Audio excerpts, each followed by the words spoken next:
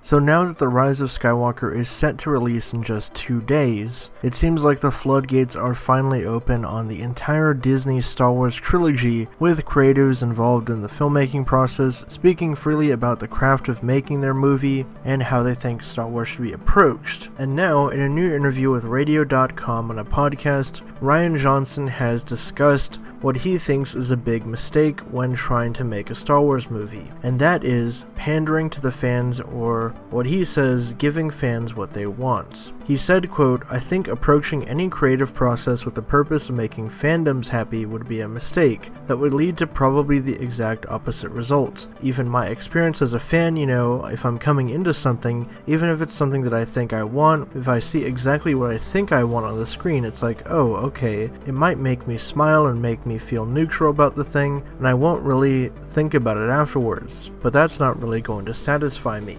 Interestingly enough, Rian Johnson was one of the high-profile people involved with the Star Wars saga that was not at the Rise of Skywalker premiere Monday night in LA. And it's unclear at this time if Johnson has even seen Episode 9. Johnson continued his thoughts saying, "What I'm aiming for every time I sit down in a theater is to have the experience I had with Empire Strikes Back. Something that's emotionally resonant and feels like it connects up and makes sense and really gets to the heart of what this is, and in a way that I never could have seen coming. I want to be shocked, I want to be surprised, I want to be thrown off guard, I want to have things recontextualized. I want to be challenged as a fan when I sit down in the theater." If you guys have been keeping up with the critical reviews for Rise of Skywalker, you'll know that they aren't very positive at this point. Even though reactions were mixed to positive coming out of the premiere, when people actually got to writing their full thoughts on the film, it seems like people are pretty split down the middle. The Rotten Tomatoes score is floating around the mid-50s right now, which is actually the worst score in the series since The Phantom Menace,